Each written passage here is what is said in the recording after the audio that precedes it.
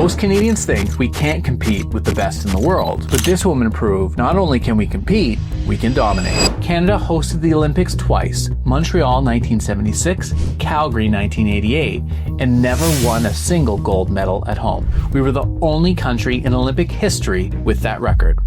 Then in 2004, she said 3 words that changed everything. Everyone thought she was insane, but she'd already done the impossible before. Salt Lake City, 2002. There was a loonie planted in the ice before they finished making the ice, and it got dug up after the game, and Canada won. First woman in Olympic history to lead sport at the Games. The result? A 21 medal increase, a record. And when she said Canada would win the Games in 2010, the media still mocked her. Vancouver, 2010. Her goal, win the most gold medals ever. The result, 14 gold medals, an Olympic record. But here's what nobody knows. She had a secret weapon. What do we have? What can we make? What can we do that will give us something no other country has? And we created Top Secret 2010, it was called. Sochi, 2014, Russia, most gold and total medals. Beijing, 2022, China, third in golds, the best ever. 4 times, 4 countries, every single time, records broken. Over 105 Olympic medals won or directly influenced by her. More than any coach, athlete, or leader in Olympic history. But this is just a part of her story. Olympic national team at 13 years old. Silver medalist at 19. World champion. Forced to retire when she was still getting faster. So for 30 years, she built other people's dreams instead. We showed her footage she'd never seen, read her messages from athletes she coached and from her kids. 50 years to the day since her silver medal, we showed her the race.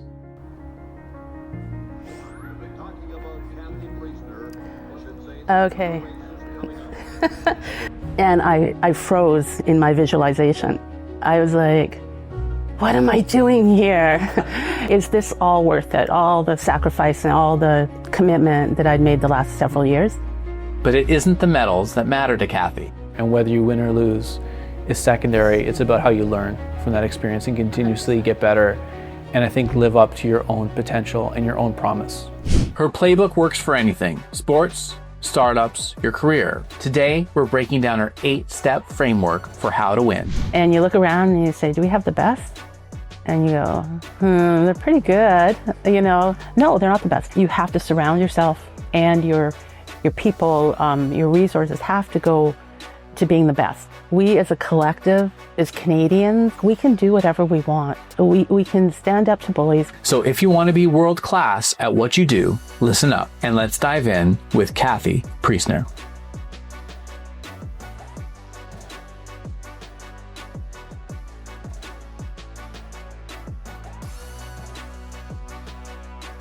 So, I'm going to butcher this name. Vladislav Tretiak. The goalie for the Soviet Union. Did he try to date you during the Olympics? Because that's the rumor I heard, and I have this picture. Oh my goodness. He's a very famous goalie. Oh, was he? He's really, really good, yeah. Oh. And he went pro. And no, I was dating his best friend. Oh, you were dating his best friend. And okay. He and I ended up on the closing ceremonies bus because we were carrying the flags in for Canada and him for the USSR. Sure. And he came on and he knew that I was going to be on there. And he came on with a rose that he No, stop. he gave me just to be lovely and polite. And no, we didn't date, but. Okay. That was like the lighthearted stuff. It's not a part of the pod, but Cathy, welcome to the True North pod. And thank you so much for having me in your home in Mesa, Arizona.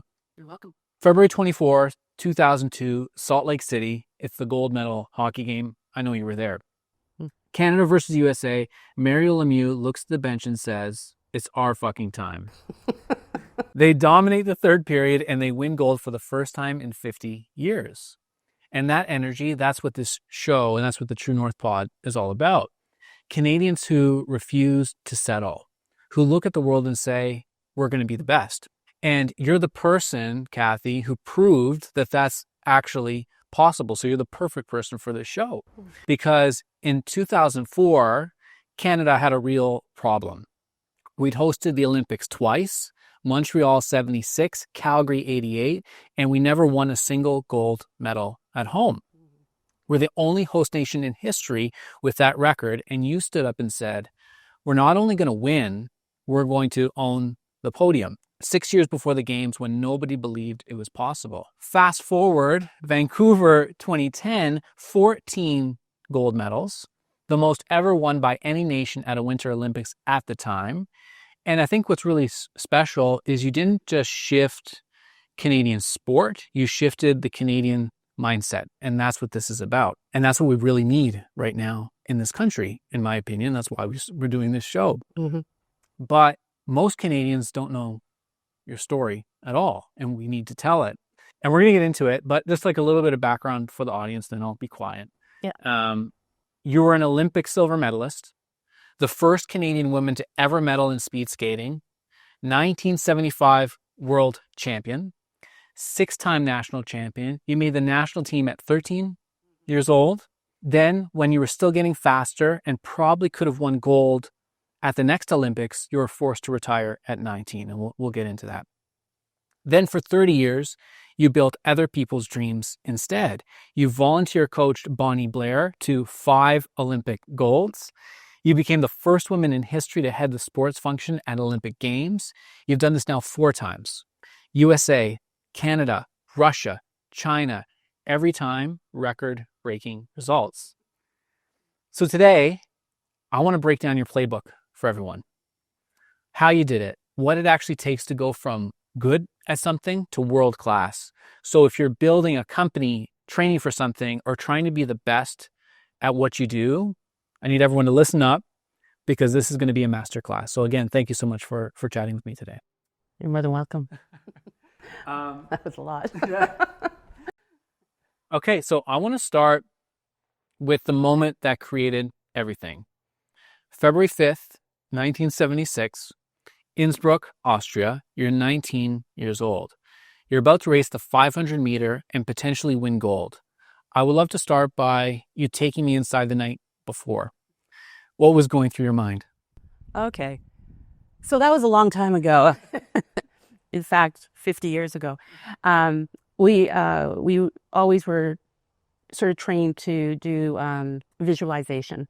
And I would do it. I went to bed, I'm laying in bed, and the whole idea is you try to anticipate everything that might happen the day of my race.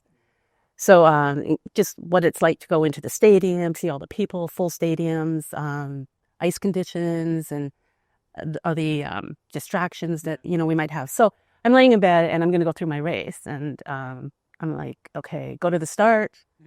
And you walk up to the line, and then ready, go down into the ready position. And the gun goes off, bang. Uh-huh. And I froze in my visualization. I was like, what am I doing here? Is this all worth it? All the sacrifice and all the commitment that I'd made the last several years. And the thing that sort of stuck with me was I realized speed skaters only turn left. Sure. We don't learn to turn right on our skates. Yes. I'm like, I can't even turn right on my skates, and I've skated thousands and thousands of laps. Anyway, I had this kind of, is it worth it moment. And I then went, oh, you got really distracted, Cathy. You got to go back to the race. So I went back to the race, and off I went and tried to perfectly execute in my mind what my race would feel like. Okay. Before we get into the race, but just we go to like the night before. Was it worth it? What was your answer that night before the race? Did you have an answer? I didn't have an answer. Nothing clicked that said, yeah, of course, it's worth it. I just couldn't answer the question. I did finish the race, but in my mind. Yeah. But I wasn't able to say this was totally worth it. So you didn't know. Okay, so we dug up the video with your help of the silver medal run. What I love to do next is actually have you watch the race and talk through it live, and like what's going through, talk through the race and like what. Remember that? But yeah, you just watch it, like just even if you talk through it and talk through like that experience, I think it'd be really cool. All right. Okay. Talking about Cathy Priestner, Okay. is coming up. So the person who skated before me had just skated an Olympic record. Her name is Sheila Young. She's in the video just before my race. Oh, that's cool. And so I'm going to the line with the white armband. And I'm like, I hope I have a really good race. But I felt really good. I felt confident. I also had the outside lane, or the inside lane, I'm sorry, which I liked having the outside lane for the last turn. So I just had a really good 100-meter opener. I wasn't the fastest starter on the circuit, but my race, I get faster and faster as I go. It's kind of just me in general. I'm really far ahead of my competitor because she just didn't have a great race. And I felt like I looked good. I felt strong. I wasn't tired. The commentator says, I don't look like I'm going fast. But I just had a long, powerful stride. And I'm just about to cross the finish line right now and there it is. And I kind of stood up and I remember saying, it's worth it. I had perfectly executed my race. I didn't do anything wrong. Like I didn't make any mistakes in it. And I went as fast as I could go, as perfectly as I could do it. And in my head, it was like, it's all worth it. To be able to do that yourself, pull it all together, the psychology of it, the mental fitness of it. And I just think, okay, I answered my question. It was worth it. Now, there's two ways, I guess you could respond to that. It's like, oh, I accomplished something that I've been working so hard for. And okay, what do I do now? And it's very unfulfilling. And there's like there's people that get like very seriously depressed. And like, I'm thinking of like famous boxers like Tyson Fury or whatever, how it's like they've accomplished this thing, they're world champion, and then they go down a bit of a dark path because it's like, what do you do after that? But it feels like you went the other way, which is like you were really satisfied with that. Well, what's interesting about that race is because we skate only 2 at a time, I didn't know that I'd won my medal when I crossed the finish line. I had to wait for about 10 other skaters to go. Yeah. So there's that. And I knew one person was ahead of me. That was Sheila. She had skated faster than me. Yes. So it wasn't about winning the medal to start with when I said it was worth it. It was about I personally had been able to pull everything together perfectly to execute the race I wanted. And there was a huge amount of self-satisfaction in that. Has that driven you since then? Has it always been... Was that, I guess my question, and this isn't in the plan, was that a sense of confidence that instilled you for the rest of your life? It's like, oh yeah, I actually can deliver. Was that really important foundation? That's a really good question. That day, I didn't realize it. You know, that day, there's a lot going on if you win an Olympic medal, and the excitement of that is happening. But when I finished skating and I was at Mount Royal College, I remember the moment, and I was going to go back to school, and I was walking around and I'm looking at all these 19, 18-year-old students my age, and I thought, what am I going to do next? A little bit to your previous question. It was like, I'm 19. I've been pretty much the best in the world at something. Sure. That's all I've done, for the last 8 years about. And I sort of said, well, how do I take that now and make something of it? And what I realized was I had all the building blocks. Like through sport and my experience of sport and getting to the level that I did, I actually had the tools that might take new students, college students, 10 years, 15 years. I had them. And so it became, now what, and I started making, I think for the most part, good decisions of what I wanted to do. I was passionate about sport. I knew that. I didn't know what that meant necessarily at 19, but I know what sport did for me. And I wanted to somehow stay involved in it. But I guess here's what doesn't make sense when it comes to your story. The year before the Olympics, you win gold at the 1975 World Championships. First Canadian gold in international speed skating since 1897. That's 1897. You're a 6-time Canadian champion, 9 World Championship medals, national team at 13 years old. You're dominant. You're still getting faster, but you retire. What happened? It boiled down to my family life, and we did not have an overly functional home. I got to escape a lot of it because of skating. I got to get away from home and not have to deal with a lot of the turmoil that happened within the house.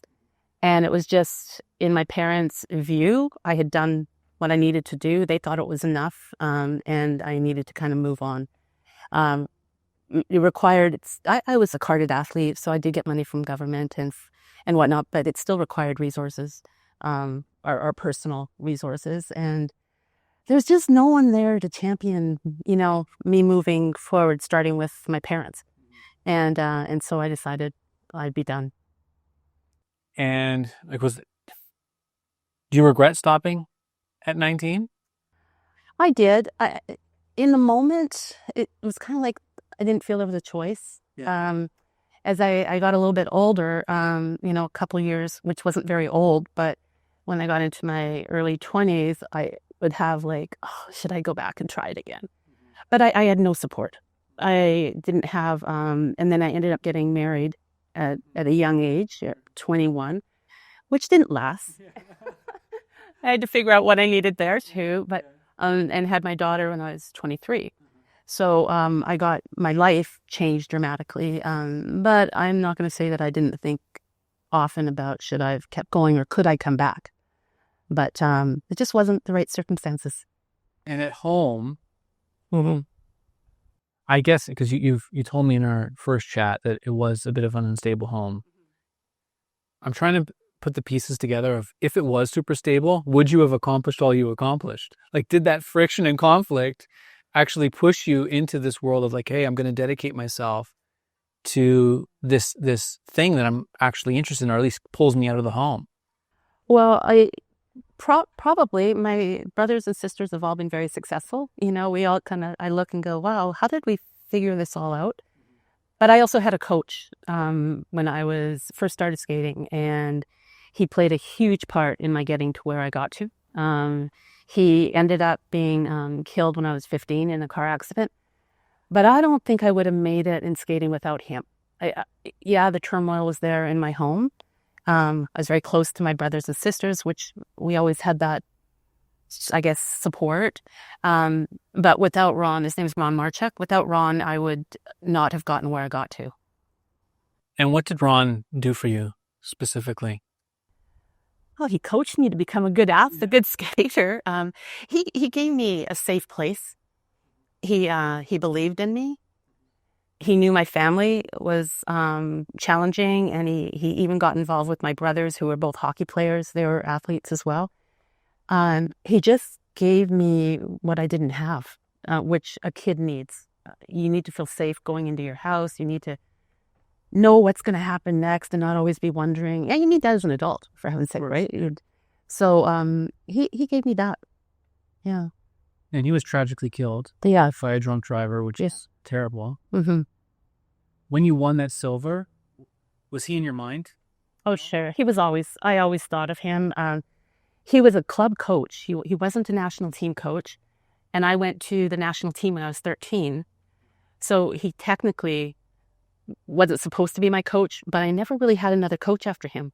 Our program wasn't very strong, the national program, and we didn't always have the best coaches. So I would always say he was my coach, even though it was 4 years later that I won my medal when he hadn't been around. And, I spoke with your kids. Oh, no. I chatted with colleagues, Olympians you worked with, and they all said the same thing, which was really special, that you showed up for them when it mattered, when nobody else did. And you supported them when in all those really important times in their life. And we'll talk about this a little bit later. They actually don't understand how you did it with all the things you had going on professionally. But I guess my question is, did Ron's belief in you and what he did for you in your life, did it motivate you to be that person for others? I think so. And I think there's a natural, because of my overall experience in the home and outside of it and personality, I guess, I had to make a call. Was I going to become something more than a skater? And then how was I going to do that? And I 100% wanted to become something more. That there was never a question of whether I would try to do what I believed in doing. And I do believe without Ron in my life, I wouldn't be here where I am today. And it took one person. So for me, when I've touched, whether it's my kids or others, when I've gone into their lives, however randomly I landed there, I think I'm able to see opportunity and maybe potential. And if someone else isn't seeing it in them, I've had the ability to kind of inspire them to see it in themselves. Okay, amazing. Now let's fast forward. 1981. You just had a baby, I think? I just had Leah. Okay, you just had Leah, and you're a little bit isolated, and you show up at a local speed skating rink to volunteer. And there's a coach there. And he points to a 15-year-old girl and says, don't bother with her. She's on her way out. That girl was Bonnie Blair. Can you tell me that story? Yeah. So first of all, on a personal level, I needed to get out of the house and find something to do with my life. And there's quite a large, oversized ice rink in Champaign, which is quite unusual. So I thought I'll go out to the club and see if perhaps I could help out. I didn't want to skate. And I ran into a grumpy coach who, as you said, he started to point out the skaters on the ice and this is so-and-so and that's so-and-so. And he got to Bonnie, and I have a pretty good eye for natural talent. I can almost tell you almost any sport a person does by what they do or how they move. Or How do you do that? So I want to interrupt you somewhere. You just see it and it was the way the body moves? Well, in speed skating, in this case, it was certainly seeing the natural talent of how she moved on her skates. But I really can ID a biathlete. Sure. Anyway, I looked and he told me that she's last one of 5 skaters in her family, youngest. She's on her way out. She's into boys and cheerleading. Sure. And I'm watching this young kid, and like, she just looks too good to be leaving this sport so soon. And girls in sport has been something I've been passionate about as well, because attrition for young girls in sport is very, very high compared to boys. And you hate to think, and I have nothing against cheerleading, but you hate to think that she hasn't at least gone to her potential in what she's doing right now. So I said, well, do you mind if I go out on the ice? And I went out on the ice. I don't know if this is how Bonnie recalled it, actually. So I went out on the ice, and I immediately went to Bonnie and introduced myself and just, I'm interested in helping out a bit. Are you interested in doing anything with me, kind of thing? And we hit it off. And that was kind of the beginning of to today and now. I worked with her for 3 years, and she ultimately made, in that 3rd year, she made the U.S. national team in long track. So we were off the small rink. It was the 400-meter oval. Yeah. And then how many years later? 88. I have a picture, actually, of her. Yeah. So this was Calgary. I was there running the oval. So again, coincidence and good coincidence, because I ended up being right down on ice level for her race. She comes around. She had a boyfriend at the time, gave him a hug after a race, and came over to me and hugged me. And it was a great way to see her. Really, it was her beginning with the Olympic success. And when you see that picture of her, because that was 1988, she just won her first gold medal. Yeah. One is, how do you feel when you look at that picture? And 2, can you summarize just for the audience, what did she go on? Because I don't think people know who Bonnie Blair is. What did Bonnie go on and achieve? Well, one of the cool things, I feel a ton of pride in what she did, because she overcame obstacles as well. She had a great family. They became my family. Her parents were lovely to me and took my kids in as well. So I ended up with some support when I lived in Champaign, ultimately because of her. But the East Germans were dominant in the sport, and she was one of the first Western athletes who broke out, beat them fairly, and then went on to win 4 more gold medals. So most decorated Winter Olympic medalist in the U.S. And how do you feel when you look at that picture? What emotions? Well, I feel proud that I was able to do something for her and influence her a little bit and keep her in the sport. And I'll take that for you to hold it. But I spoke with Bonnie, as you know, and she told me something, and I actually want to read you this quote because I think it's really powerful. She came along at a time when our rink in Champaign was getting threatened to be closed down. We didn't have the best coaching. I'm starting to get older. Do I want to go a different route? Maybe not even skate anymore as you get into the teenage years. Her being there at the right time helped mold this kid to go beyond whatever her wildest hopes and dreams were. I probably didn't realize it at the time. Maybe I don't even realize it until we're having this conversation right now. So my question for you is, are you aware of the impact you've had on the people around you? Oh, that's a good question. in some, not always, I don't think, and especially when you look at the moment and the timing, but looking back now, this many years later versus in that moment, I think I realized that I have influenced young people, and not even just young people in my life. It's usually timing. Yeah. It's such a funny thing to say, but someone comes into your life at the right time, or you come into their life at the right time, and it's always been something that mattered to me, to give what I could to someone that is like where I'm willing to invest in them. And I don't know, I have a lot to say about potential. Yeah. Like if you figure out, if you know people have potential, how you get that out of them. And it could be a colleague, it can be a kid, it can be a friend, an young athlete. You see it in them, and you kind of wonder, why isn't Bonnie going to keep skating? And probably going back to my past, because I left the sport so young with potential still. So I guess I've kind of carried that thread, into other people. And, I don't believe in destiny or anything, but because of those circumstances and because you had to quit early, look at the impact you've had since. Yeah, it's worked well. Calgary, 1988, you're the general manager of the Olympic Oval at the time. And in pure Cathy Priestner style, you turn it to the fastest ice in the world. And Bonnie's competing in her first Olympics on your ice. I'd love to do the same thing we did before, where I love to have you watch Bonnie's race. Oh. And talk through it. Okay. And do the exact same thing. And go through what's going in your mind. You did it before when you were actually racing. But you mentioned when we first chatted that you actually get more nervous when you're watching somewhat. So I love for you to watch that race. This is her first. Can you got my glasses there? Yeah. And then this is the first chance she could win a gold medal. And I have it here. The quality is not the best of the video. But I'd love for you to go through the exact same exercise. Just explain. You either talk through how she's doing or what you were thinking. Just talk through it. Okay. All right. I'm gonna hit play here. Her suit is nice. It's crazy. The orange.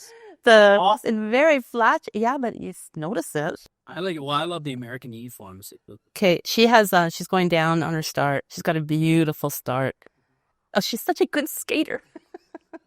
She didn't let me down. She has some of the best technique in the world, and she's got so much speed. She's just entering her corner right now, and she has the same as I had. She's going to finish on an outside turn, which if you have that much speed, it's kind of nice for that to happen. She looks really good. The skater behind her is drafting a bit, but they're not that close to her. So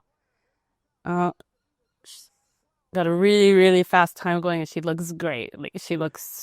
And she's still skating like she has lots of energy in her. Crossing the finish line. I was down at rinkside. Oh. She wins gold. Olympic record. Yeah. Record. Oh, and I see how excited she is. Yeah, it was a pretty exciting moment. And for me to be there, again, coincidence, right? That I'm there when she does this. I just happened to have that job at that time, but it was never in our plan that I would be there. So it's pretty cool. It's emotional. That moment, that meant a lot to her. And she told me the first hug was her then boyfriend, not with him anymore. He's gone. But you were the second hug. Yeah. And she always remembered that moment. Yeah, it was so cool. Did you plan to be there? Because she's like, I don't know how Cathy was there. Oh, I went down. Yeah. Well, I was running the oval, so I could go anywhere I wanted, which is nice. And I went down to, it wasn't right by Dave. I was a bit away from him, but I just wanted to cheer her on the corner when she comes around the last corner and kind of see her race right down like a coach kind of does. Otherwise, I'd be up in some VIP. Because she still doesn't know to this day. She's like, I don't know why Cathy was there. She doesn't know that you purposefully went down there. And she was like, why was she there? She's like, it was such an amazing thing for her. Oh. There was a few moments that she articulated to me. One was that one, that you were like that second person that she hugged. The other one was, obviously you believing her, but the other one was you showed her the medal. Your medal. And it was the first medal that she ever touched. And the first one that she saw. And you made it real. in her mind. Like, oh, this person's believing in me who's not just some Joe Schmo who's never done it before. They've actually won an Olympic medal. Yeah, I knew what she was. And that completely changed her life. Yeah.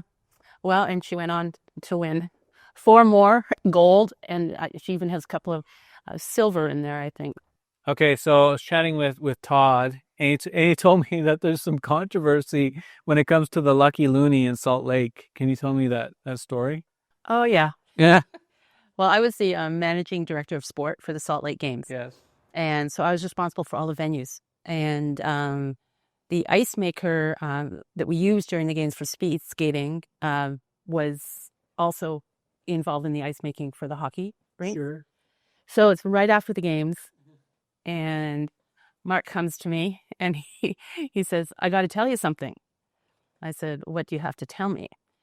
And he's like, well, before we made the ice, we put a loony in the ice for Canadian team luck. But I'm supposed to be neutral, and who? But anyway.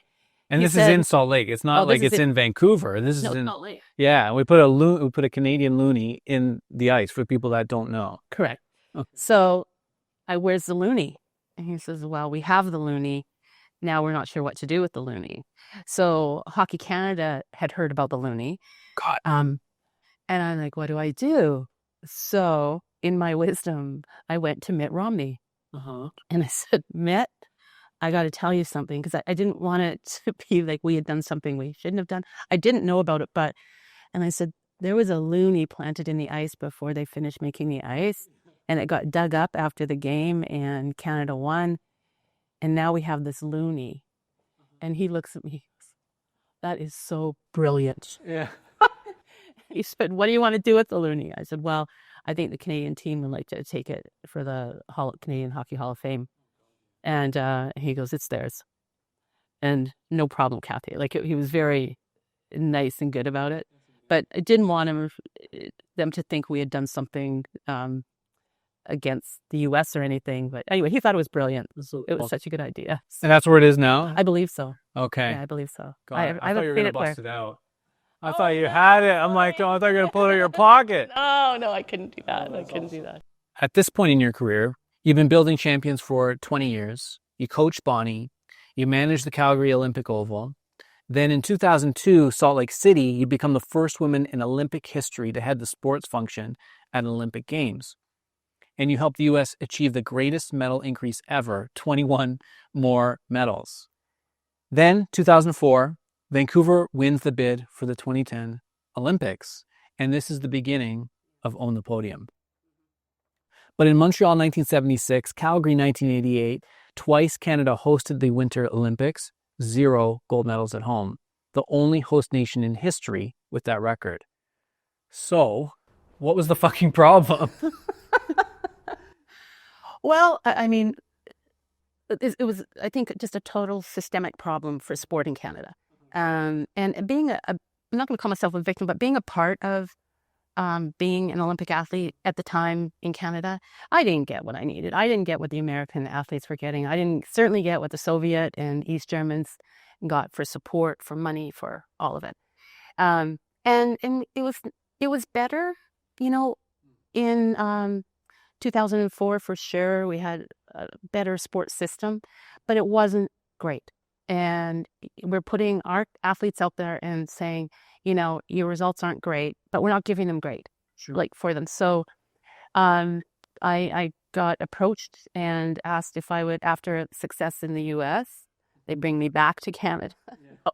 I was living back in Canada, but they were curious about what we did down there. And we created a podium program down there to help America, in this case, almost double their medals. And the only way, and they brought me in as an independent person. I wasn't affiliated with any sport, any organization. I was seen as somewhat neutral. Let me put my own small group together, and in 6-8 months, we created the, master plan for Own the Podium. And so it began, and the number one thing we did is we said, we want to win the games. And it should be okay to say that, but it was very un-Canadian to declare that it wasn't humble enough for Canada, So that in itself was a big stepping stone to not just impacting our Canadian athletes, but also our Canadians in general got on board with this as it moved forward. So it became more the norm than the exception, saying we wanted to win. So you take this away then, and you write the now infamous Own the Podium report with Todd, which is so cool. Like, I think, like, if I could, the idea of building something with like Brittany that you're so passionate about, and then for it to become so successful, like that's just in itself could be its own story. And you present it to the Canadian government, and you said to everyone, Canada will not only win a gold medal for the first time on home soil, we'll win the most gold medals. How did everyone respond to that, including your mom?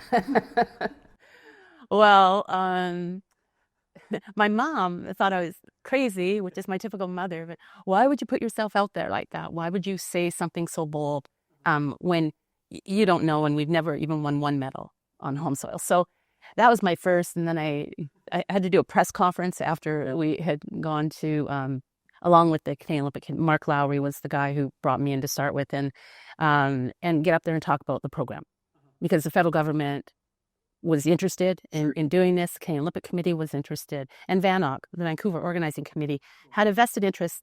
They really, John Furlong, I was part of his team, believed that our success was going to be the game's success as well. So if Canada could be winning gold medals, every day and that kind of thing, that it was going to it's not the only measure of success for our games. You have to operationally run them well, but this just was the emotional success of the games. So we had tons of support that way.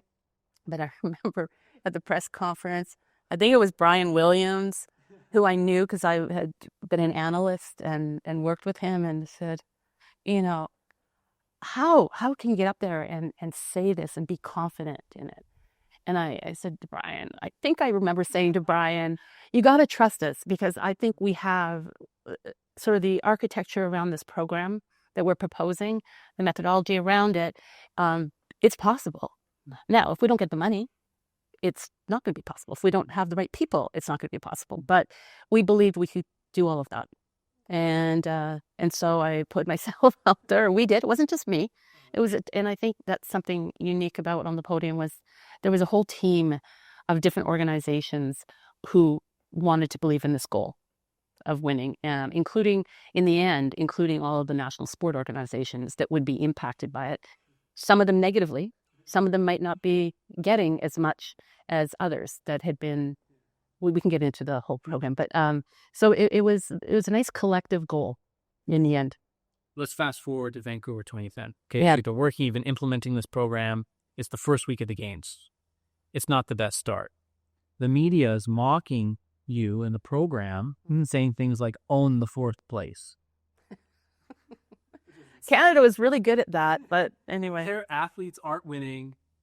Walk me through that week. And did you ever doubt that this was going to work? No. One of the things we do, and our team, Todd and me leading it, but is we predict medal potential and going into a game. So once we've done everything, we look at the whole world and we say who's going to win gold, silver, bronze in the ski jumping events, this event. So we have a whole map of who's going to win what. So I actually did this for our sponsors at VANOC, but put together a who's who each day to be looking for. Yeah.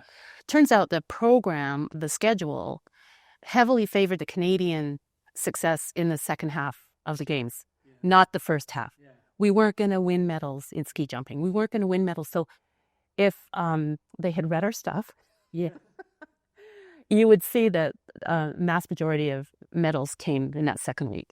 And with all the criticism and what always happens when you have groups who had this goal, some of them wanted to throw the towel in too fast. And I felt that they did. I said, you guys hang in there. You need to look at where our athletes are competing throughout the games, and we're going to do well. We're going to do really well, but you have to trust and believe in what we've done, what we've forecast, the way we've evaluated the schedule, like all of it. And, lo and behold, we won every medal we were supposed to win basically in that second week, and we won the games. So it was just a lack of information that they pounced on this thing. I think not understanding where we were, the timing of when we would win our medals. Okay, so when did you know that it was going to work? Well, I mean, we went in, I think an important thing is we believe we did everything we could have done to prepare for the results that we were wanting. And I think the athletes would agree with that. They had stuff they never had before. So I went in believing they were going to win. It's a bit of a slow start to the games, according to some critics.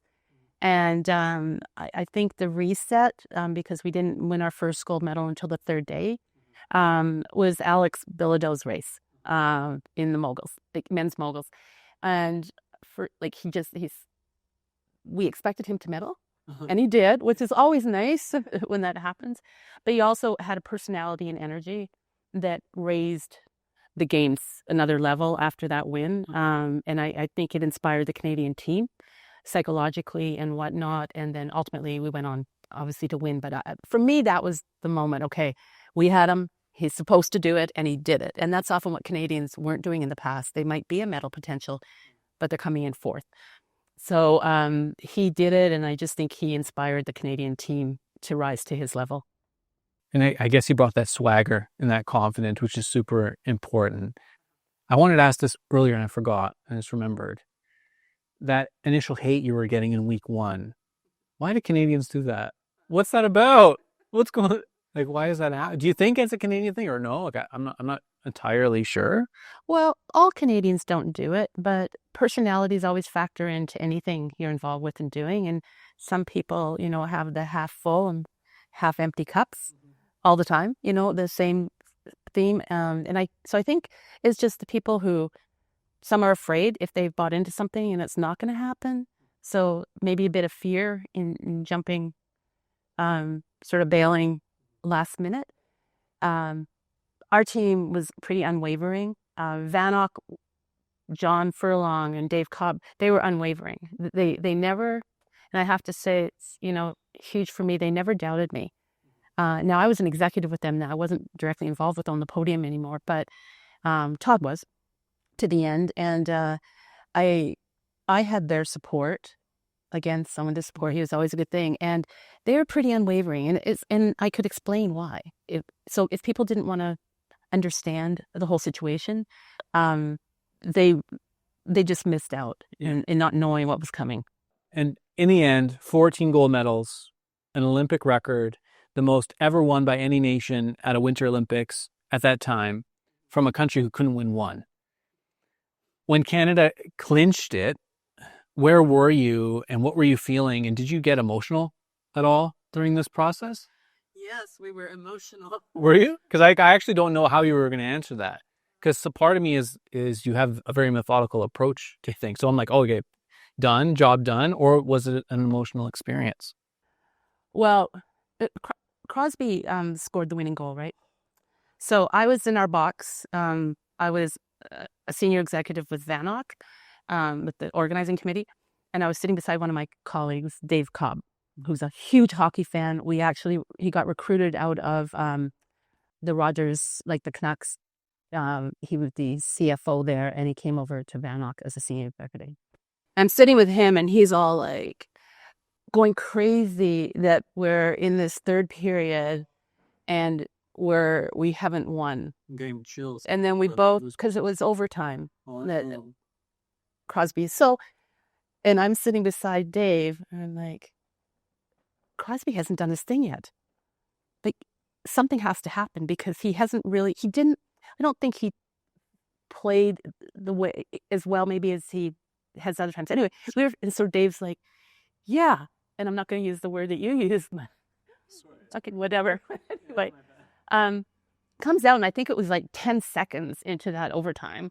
Like, it was really quick into the overtime that Crosby scored.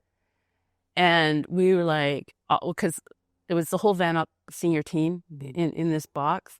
And all of our sort of, this would just be the icing on the cake for the games. The games were run really well. We had great feedback from the rest of the world on how well Vancouver had done.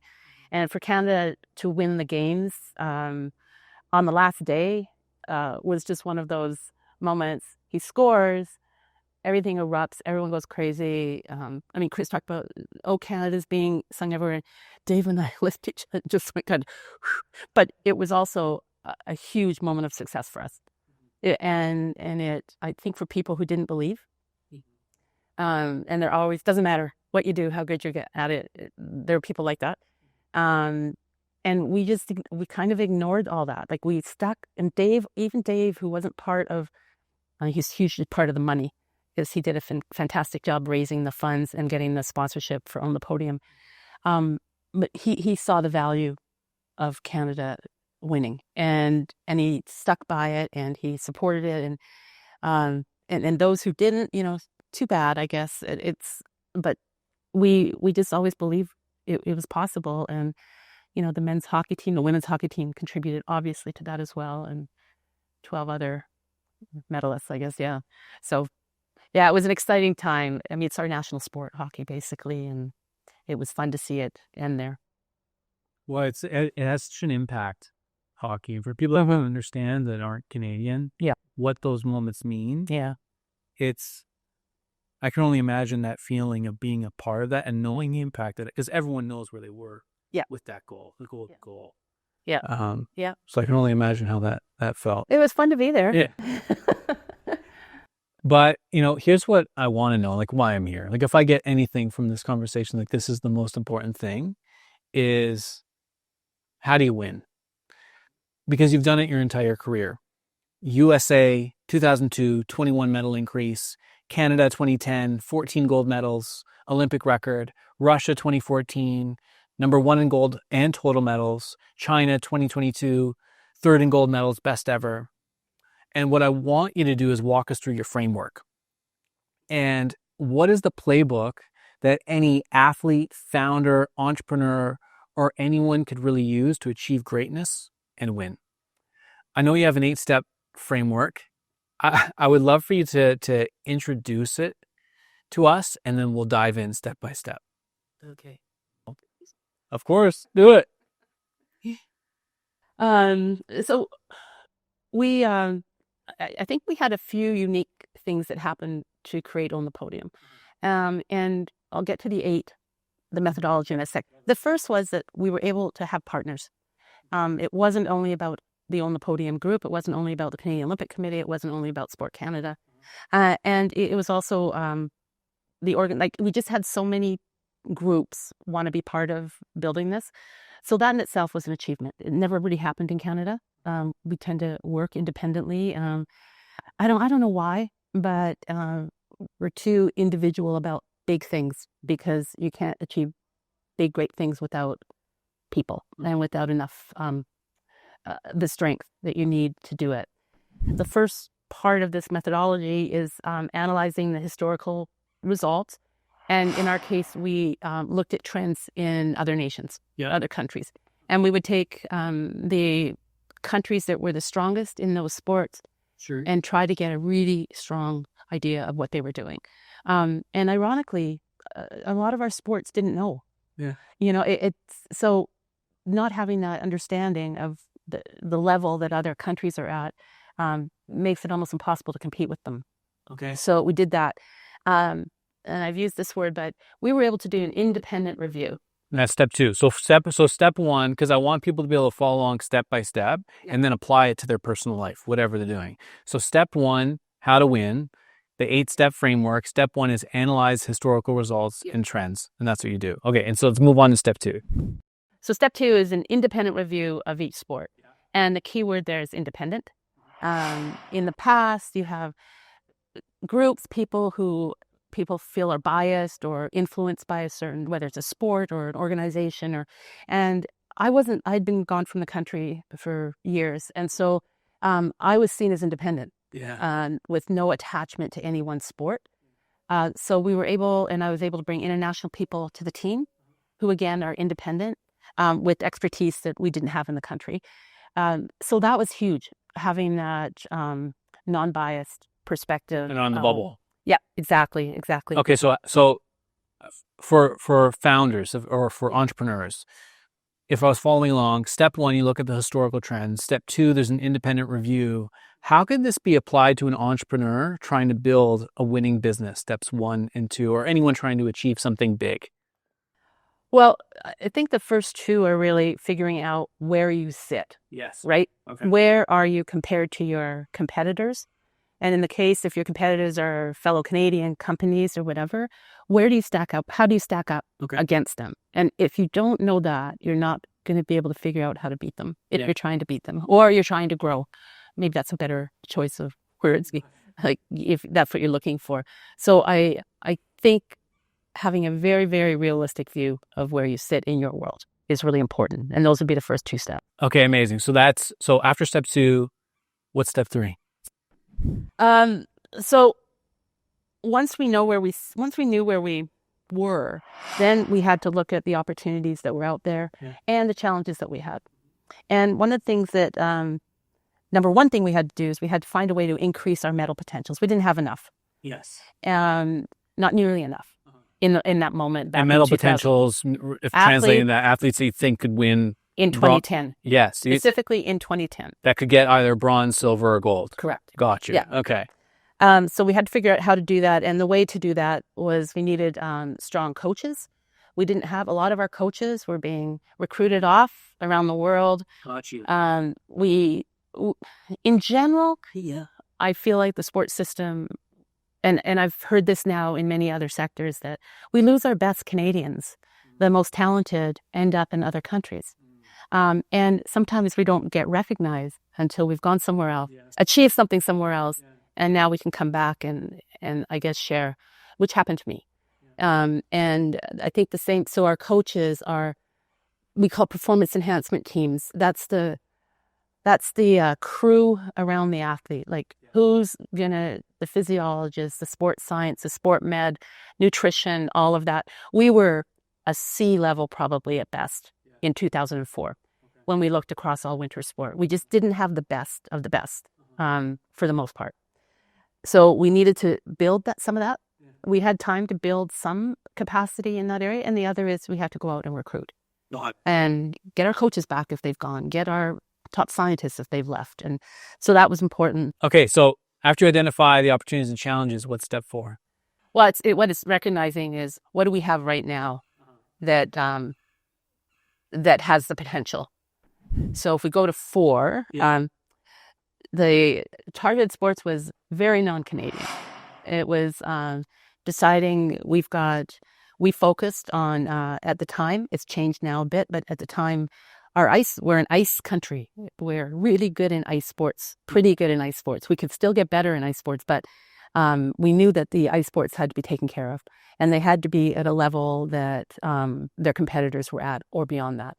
So as we targeted sports, we recommended tiers, which is un-Canadian again, but we had 3 tiers of sports. One were gold medal potential sports in first tier. Second were medal potential, and had the ability where you could be creative to recruit athletes at a late point. There's some sports you can do that. You can bring a track athlete into bobsleigh and they can develop within a year or 2. Oh, cool. So we identified cross sports. Oh, really? So you could target athletes from other sports to become like inline skaters do very well in long track speed skating.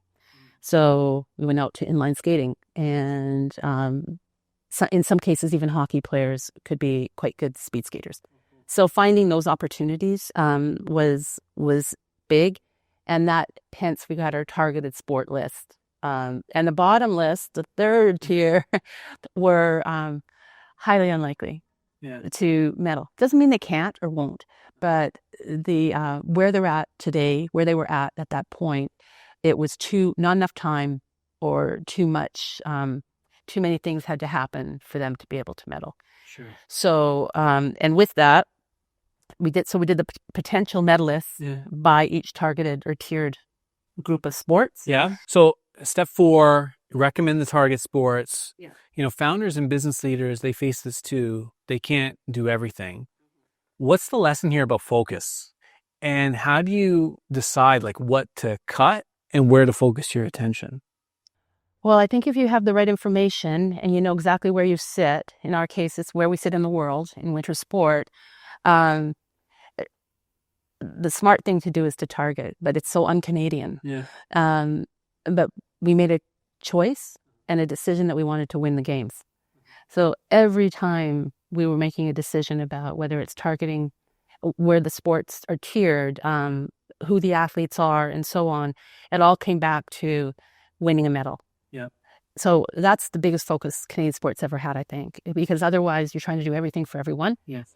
And we got criticism that we were compromising development of sport for elite sport or winning. And we're like, yep, We are. that's what we're doing. That's the whole point in this. So that was a hard pill for some to swallow. And again, it's a shift in paradigm a little bit about how we look at eventually all sport in Canada, but at this time it was winter sport.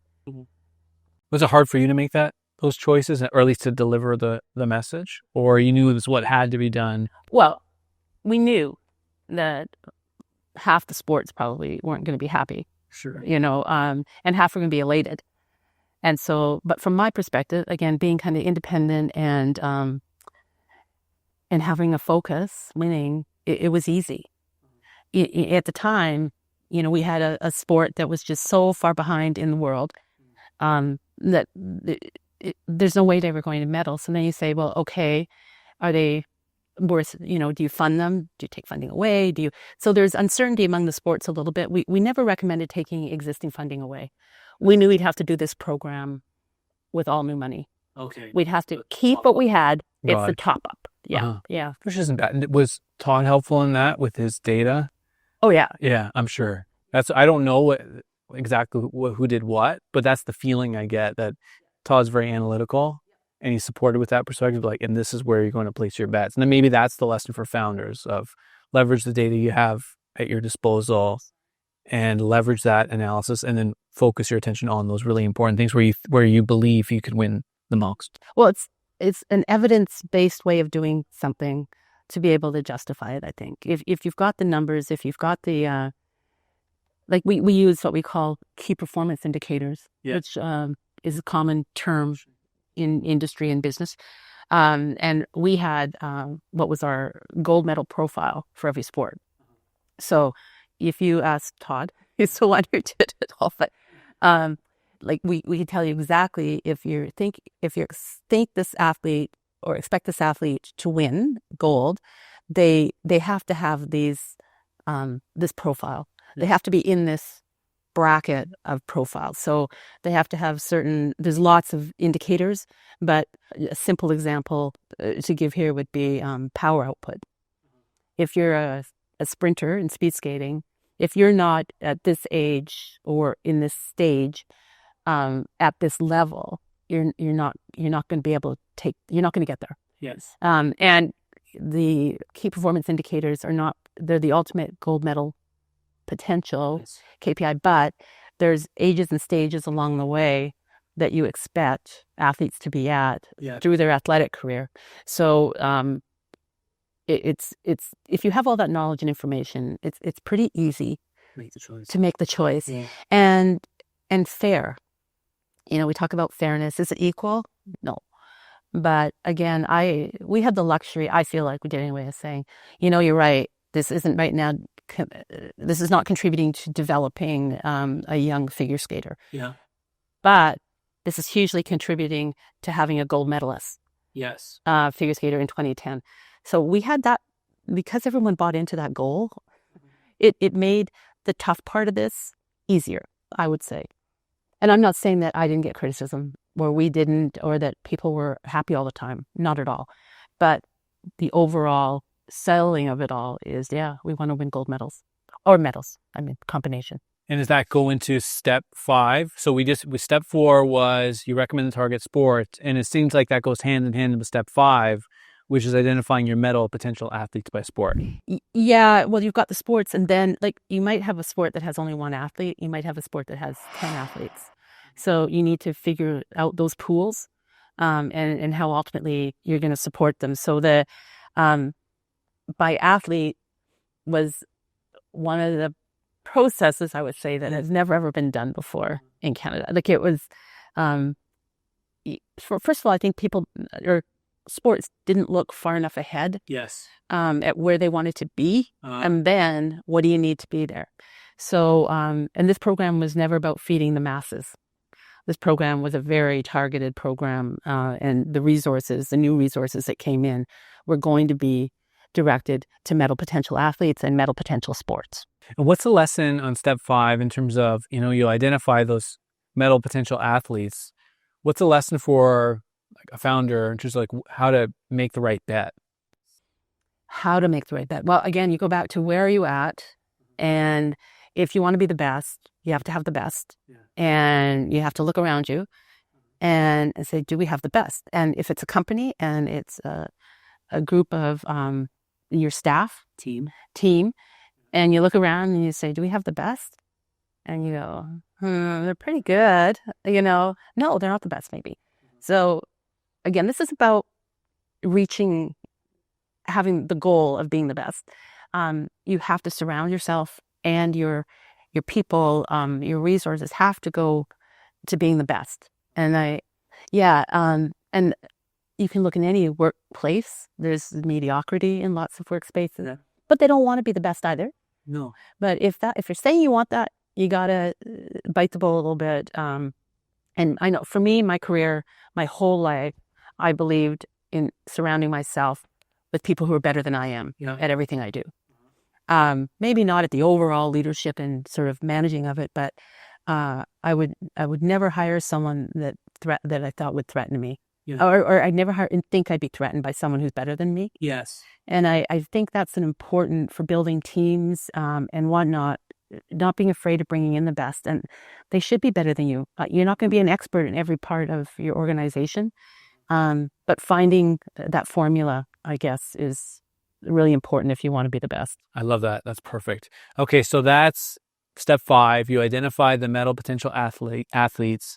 Is a part of step 6, which is establishing your goals. Is it articulating it to everyone and saying it out loud and make sure that the team is behind that vision? 100%. I think you do have to say it out loud. I think that's what gives the program or the initiative or the goal strength. Because if I don't say I want to win an Olympic medal, I'm not going to keep that all quiet. I didn't brag or anything, but I think you have to know what you want to start with. And if you don't know what you want, it's very hard to design anything to achieve that. So once you know what that end point is that you want, then you start back it up, and start building the foundation for that. You declared that Canada would own the podium, that we wouldn't just settle for just being there, that we could be the best 6 years before anyone really believed it's possible. Yeah. I love it. So that you've established your goals. Then we get step 7, you developed your comprehensive 4-year plan. And I guess like my question here is like, what did Canada need to change from 2004 to 2010? If you could walk through like that 4-year plan at a high level. Well, it was actually kind of a 6-year plan. And what we realized, we did this, and then we realized, we have Torino in 2006. Yes. And we had sort of got all this information. We had a really good foundation of what we needed to do and how to get there. But we hadn't thought about Torino. Sure. And so we, which is, again, this was kind of thinking outside of the box. We said, okay, we've done this. Why don't we see if we can do we call it a fast track to Turin. Yeah. And it was, what do we have in this plan that could be applied immediately and benefit our athletes in Torino? With about 1.5 years to go. And it was brilliant, actually. We were able to pick off all of these areas that we could build out, develop out, that would benefit a games in under 2 years. And it was hugely successful. So our medal count went up in Torino, unexpectedly. It wasn't expected to, but by applying these resources and this knowledge and whatnot, we were able to target Torino. And then the 4-year plan, so that would be Torino really to the game, was built out on a month by month by sport. It was like really detailed. Oh, like how detailed? Is it month by month? With an annual review. Sports were able to, and we didn't do their plans. They had to do their plans. We validated. At that point, when you get down to the sport, we made sure that the sports had the performance enhancement teams they needed. And we decided which sports should get them first, and that kind of thing. So we focused on those tier 1 sports, and then tier 2. And we also had flexibility in moving. A sport could move. They weren't stuck where they were. Yeah. A sport. Oh, cool. You could jump. Sport could jump. Did they know that? Yes. So they knew they could jump up. Oh, yeah. And they're like, sports that wanted to do it, and they did it. Like, ooh, which sports can you say? Bobsleigh, Todd? Freestyle, bobsleigh. So they knew, and they can get the more funding. Alpine really wanted to. Oh, really? They didn't make it, I don't think, into the tier 1 by the time the games came. But yeah, there was an opportunity, and they couldn't just come and say, oh, we think we can win a medal now. There had to be evidence and proof by the sport. Results obviously are important during the seasons, and no, sports moved. I don't know that any sport moved down. I don't think so. But sports were able to move up. And does that go into, okay, you've established your plan, have the team, you know what you want to focus your attention on, you identified the opportunities and the challenges, and does that bring you to the final step, which is 8, which is like implementing that plan and monitoring progress rigorously, and looking at the data and monitoring results and seeing how people are trending and continuing to adjust your plan. 100%. And that's what you're doing, and that could apply to anyone. Yeah, absolutely. Well, you have to do that. Yeah. If you don't do that, then again, I think a lot of maybe, I don't know if you want to call it failure, but not achieving goals is not really knowing where you're at. And if you don't monitor, in our case, let's say the results for the season, and we have a sport that's saying, oh, we're going to win 3 gold medals, and saying, but you didn't win any this year. So how? What's going to change? Yeah. And some sports were very good at it, and others weren't as good at it. So it's it's a moving system. You don't just set a 4-year plan and not look at it, not change it, not adjust it, and understanding where it's working and where you can still improve with it. Personnel was tough. That was one for Canada that was, as it was for Russia and China. Having the expertise that you want is challenging at the level you wanted if you want to be the best in the world. But we built it. We built capacity. We had universities participate and help with their people working with us. When you look at innovation, it was huge. We created, it was a psychological program. It was physical too, but what do we have? What can we make? What can we do that will give us something no other country has? Yeah. And we created Top Secret 2010, it was called. And we thought the name was great. It's a great name. And you're good at naming who comes up with the names? Is it you? That one was us. Own The Podium was, it's funny, Ken Reed, who I ran the torch into, he was a strong believer in this program and in getting Canada on the map. Yeah. And even in the end, his sport wasn't a tier 1 sport to start with. He was running Alpine Canada. Oh, cool. But so there were people that participated in that name. It wasn't solely our name, but we recommended it. We said, we got to have a strong, we have to just say, we are going to own this goal and go for it. But the technology side of it, the Top Secret, it psyched out the world. And tell me the whole story of Top Secret 2010. Well, one of the reasons that it really was an emphasis on ours, and it's actually Todd ran that program, is when I was down in Salt Lake City, speed skating is happening at the games, and I'm sitting in the bleachers watching these races, and behind me there's a bunch of Canadian speed skaters, 2 of them who were expected, not by us because this is earlier on, but they were expected to win medals and gold. Jeremy Weatherspoon was one of them, Mike Ireland. They've won gold medals at World Championships they would be a gold medal potential within our program. Yes. In Tier 1. And the races didn't work out for them. And they're in the stands, and I hear, and everyone's talking about there being, I was the sport managing director of sport for the game. Yeah. So I knew what was in the ice or not in the ice. And I hear them saying, what do they have in that ice that goes with, that works with the metal, the steel on their blades? Yeah. There's nothing in the ice. But it's not that the U.S. didn't have some unique technology on them, but the message here is our Canadians felt and believed they did not have anything that the Americans had at the time where they could compete with them. And And when we went out and did our research and talked to athletes and talked to coaches and whatnot, it was an overwhelming message that the rest of the world has stuff we don't have. Yeah. Their uniforms aren't aerodynamic enough. The runners on the bobsleds are, it was kind of an endless story Yeah. of the same thing. So that became a very important initiative, was how do we both have, create new technology and whatnot into these sports and have the athletes believe, because that's such a big part of it, right? Once you get to the level they're at, but they didn't believe. So, and they went into 2010 believing. I know that they had the support staff they needed. They had the suits they needed. They had they had all the little things that are so important. It's really icing on the cake when you've got the foundation. And for the most part, the tier 1, tier 2 sports had all that. Top Secret solved for sure the psychological issue around, do we have the best stuff or not? And we knew in some cases we actually did, other cases we didn't. Part of the thinking behind it at the time was, how do we get the rest of the world thinking we're doing something and they don't have a clue what? Yeah. So, we want the Netherlands to be worried about what skates our skaters are wearing when they're so dominant in the sport. And we wanted our athletes to believe that they did have what they needed.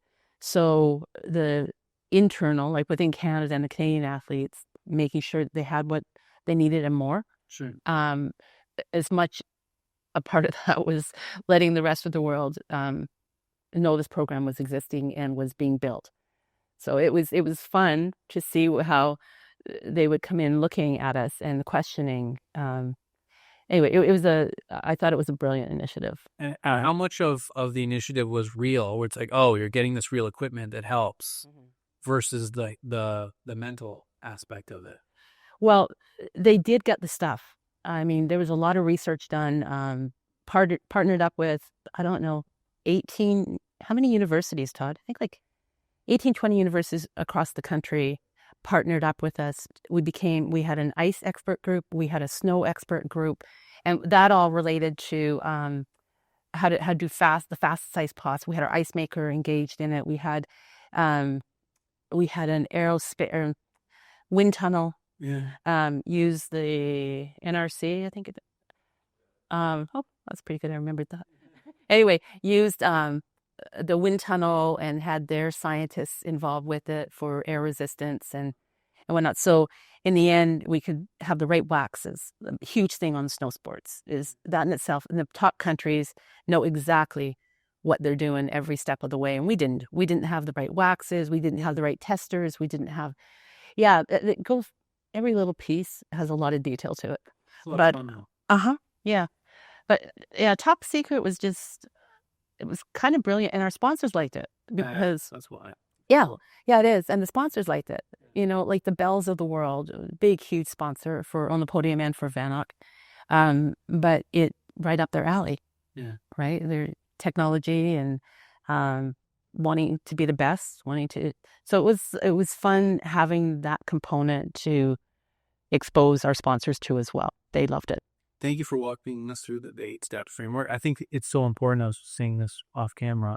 It's something that is simple enough for anyone that they can apply it to their life, in business or personally. Yeah, and it's not. It's you've simplified enough, so it's not this big daunting thing. No, and if you follow this step by step process, you're bound to achieve your goals. It's just a matter of time. Mm-hmm. That's discipline and time. Yeah. Yeah.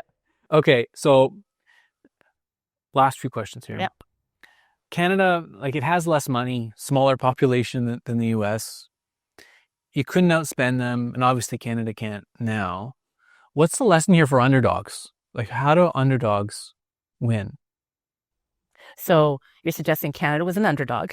Yeah, for sure. They have to have been. They never won, in my mind, they haven't won a medal to that point. Even an underdog right now in general. I think Canada is an underdog. So how do underdogs in general, how do they win? I think doing what we did with On The Podium. I think Canada, and I'm super proud to be a Canadian, and I love our country. And I think Canada can be anything it wants to be. But it has to have a plan. It has to have a goal.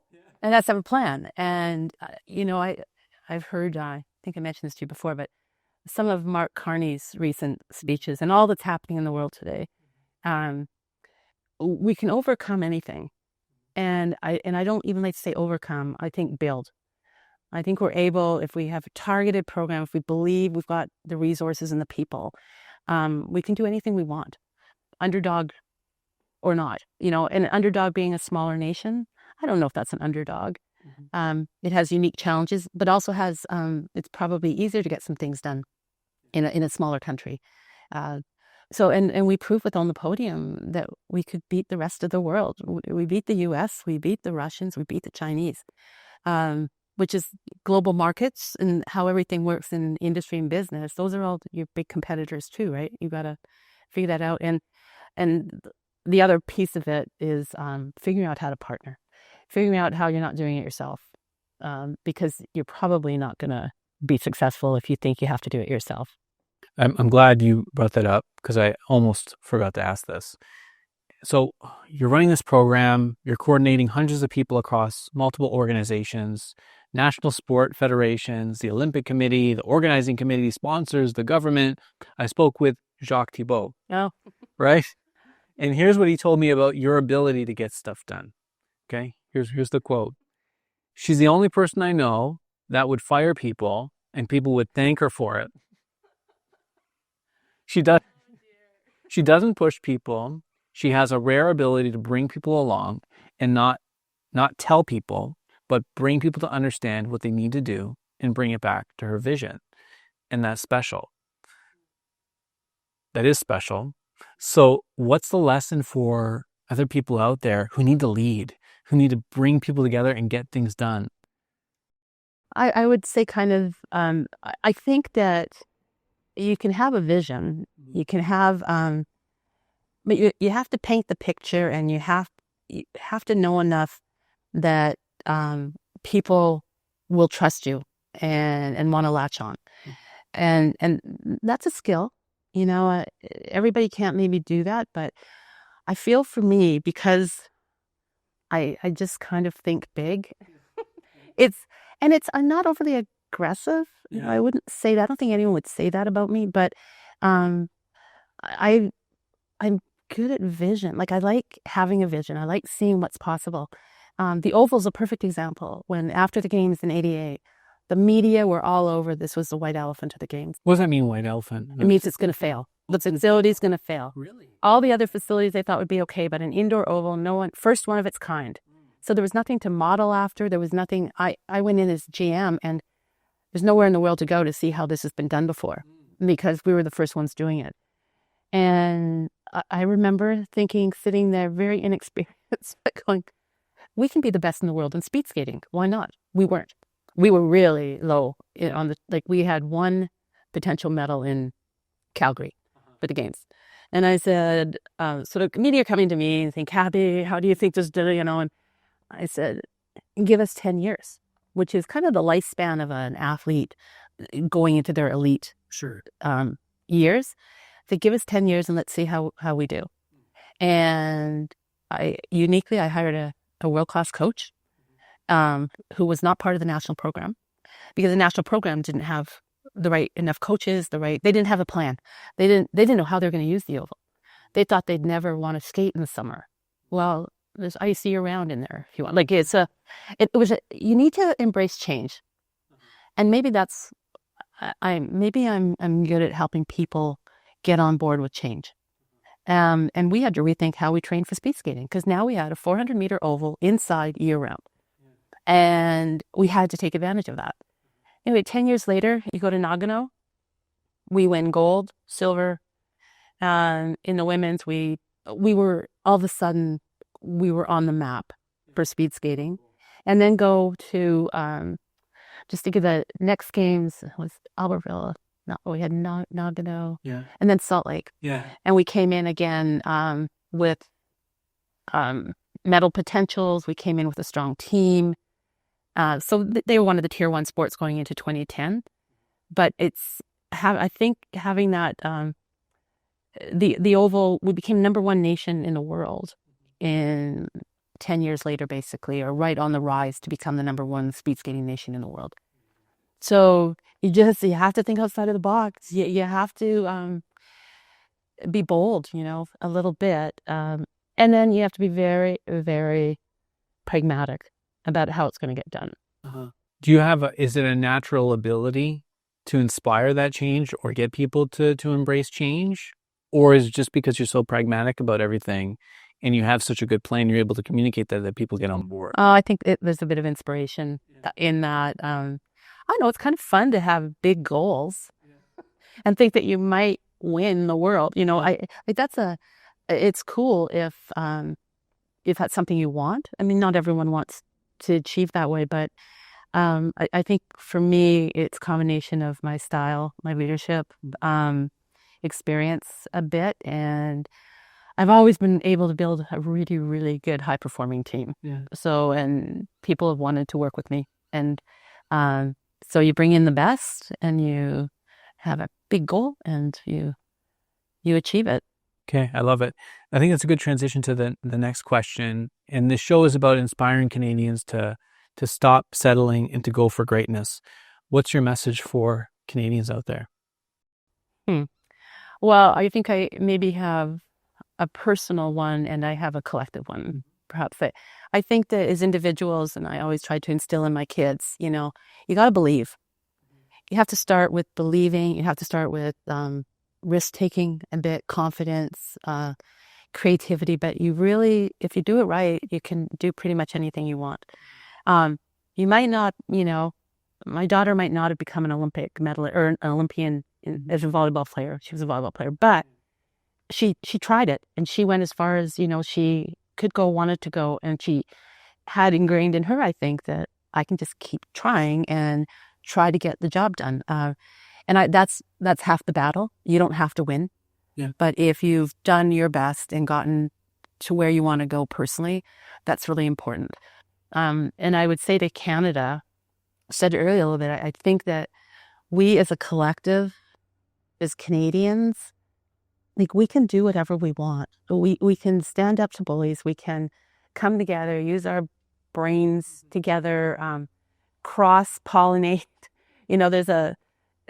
We just tend to work so much by ourselves and by partnering and seeing where the right partners and strength in partnering will take us over the top if we were open to that kind of thing. Okay, so cool. Now, you mentioned your daughter, and I spoke with Leah, Colton, and Alicia, your kids. And Leah, she told me a special story. Back in, it's really nice. 2002, Salt Lake Paralympics. You're leading the Paralympic Games, okay? The highlight, arguably, of your career up to that point, you're in the middle of it, but you leave. Yeah. You get on a plane and you fly to Quebec City for Leah's National Volleyball Championship tournament. Leah said, and she got a little emotional when she told me the story, she said, I always knew she was my most dependable fan. It never occurred to me that what she was doing was special until I got into her shoes and realized what she had to constantly choose, and she always chose us, which I thought was really beautiful. So Colton told me a similar story, and he said that you only missed one basketball game in 4 years, one, while organizing 3 Olympics, moving between countries, working full time. How do you feel when I tell you those stories about how your kids talk about you in that way, and how do you do it? Well, it's emotional. I love being a mom. I say to anyone, I haven't said it yet to you, Bill, but no, it's my number one thing. If I love being Todd's wife. And we had such a good family and unit kind of thing. But for me, I didn't miss the games. I didn't miss anything the kids did. And Paralympics, I kind of snuck off, but I had a great team. They knew what I was doing. I was quiet, just with a few. I went to my boss, Mitt Romney. I said, Mitt, I need to go for a couple of days, And he's the greatest boss I ever had, I think. He says, you go. We're good. And he wasn't doing much with the Paralympics. I really was running them. But I just had enough people to do it. I went for a weekend, and it was Leah's, I think it was her last year, her 5th year, and I needed to be there. And she said that was really special to her, and that because something happened where something didn't go her way, and the fact that you were there, Yeah. she really needed you, and you were there for her, and that's what everyone kept telling me when they need someone to be there, that you're there. Yeah, well, it was very intentional, and I'm super proud to say that I've been able to be a mom and a wife, a sister, now a grandmother, um, and build the career that I have, and had the experiences that we had, and we made some tough choices. Our kids will laugh a bit about never being anywhere for more than 4 to 5 years. And having said that, each time we moved, we did it very strategically in terms of the age of the kids. And one, Allie was going to start high school, and we moved to Salt Lake, and we accepted our positions there. So it was a good transition time going from junior high to high school. Leah, we moved deliberately because she needed to be in a larger school for her goals and what she wanted. Cole, we moved when he was entering high school and was starting sort of his basketball, football career. So we really considered where we lived and the timing of that with where the kids were in their lives as well. Now, they might say they didn't love it, but it worked. It worked. So Allie, she told me a story, and her story that was like really important is talking about, and everyone repeated this over and over again, the lesson of being a good teammate and how you need to be a good teammate. And she told me she was young in her volleyball career, and she was in a big game, and something happened that I don't know if she wasn't happy with the team member or herself, and she was pissed, and it was very noticeable. Like she had a bit of a, I don't know how to articulate it, but she was mad, and she showed that frustration. And she said that you pulled her aside, and you talked to her about the importance of being a good teammate and how that wasn't acceptable. Can you talk me through that and that lesson and why is that so important? Yeah, and I would say this probably happened with each of the kids at one time or another, but good sportsmanship, well, there's 2 parts to it. One is don't show your feelings on the playing field. Really? What's that mean? Talk me through that. I think that's super cool. If the other team sees you're frustrated, what are they going to do? This is a strategy now for playing, not for her behavior. But don't show them, or they're going to be hitting the ball at you. They're going to go after you. They're going to target you because you're acting frustrated. Yeah. So that's a gameplay kind of thing. The people side of it is, it drives me nuts when people are bad sports. And you have to, sport is cool because you learn so many things. And you learn how to have highs and winning and all that kind of thing, but you also lose. I mean, it's part of sport. Someone wins, someone loses. That's what we call it. I don't know if that's the best choice of words, but in this case, it was, you've got to maintain your integrity. You have to, it's very important that you don't show negativity, and you learn from it. But I used to have the saying, you take winning and losing and treat these 2 imposters just the same. Oh. Then you've moved on, like you're doing well. Yeah. Because you have to learn to lose graciously, and you have to learn to win graciously. You can't be braggy and all arrogant about it. And you also can't be a sore loser. So that was Allie's lesson. And she never did it again, I don't think. She says she never did it again. Yeah. So it impacted her. And it sounds like the winning and losing isn't the important thing. If it's it's back to that 1976. Yep. Performance, and the fact that you got the silver medal and you were 100% okay with that because you did your best and you put your effort out there, and whether you win or lose is secondary. It's about how you learn from that experience and continuously get better, and I think live up to your own potential and your own promise. I think that's the most important thing, is living up to your own thing, and that's what I'm trying to do now. And I think that's more important than we talk about, is living up to your own promise to yourself and being able to look in the mirror. Yeah, I agree 100%. Okay, that's amazing. Now, back to business, and then we'll wrap it up. Chris has taken your playbook, right? I have to invoice him. The invoice, exactly. And he's building True North Fund. He's investing in the top 1% of Canadian companies. He's trying to bring the best founders together, just like you did with Own The Podium. And he believes that Canada can really build global winners here, like you did. like Own the Podium for Business. What's your thoughts on like what he's doing and your involvement with True North Fund? Yeah, well, Chris and I are now a little bit of a thing. Like when he contacted me, he had never met me and I had never met him, but he had followed Own the Podium. What has been interesting for me is having developed this business plan, this methodology, whatever we want to call it. And he's the IT guy, like heavily into IT and that industry. I'm the least IT of anyone I know. Todd's very good, but I have been super surprised, I guess, by the application of the principles of our program and how they apply to anything. Like that's why we're talking today, partly, right? Anyone can take this away and build on themselves or build on their company and they can be the best they want to be. So I think it's super smart, what he's doing. And I've enjoyed learning another industry a little bit, but the big surprise is how similar the stories are of like where we started with Own the Podium and we didn't have the best of anything. And our best people leave the country. They get recruited. And so we're not retaining our best. And Canada has to do that. We have got to do that as a country. We can't have our figure skating coaches going to Russia. Yeah. So I think that's a lot of what I've learned with Chris, and I'm thrilled to be involved with them and to see the success that he's having. My dog's very efficient. She likes me. Yeah. I've been ignoring him. Is that? I love it. Okay. Last question for you, and then we'll wrap up. All right. What's the one thing you're most proud of? Oh. Well, it's general, but 100% my family. And, I'm proud.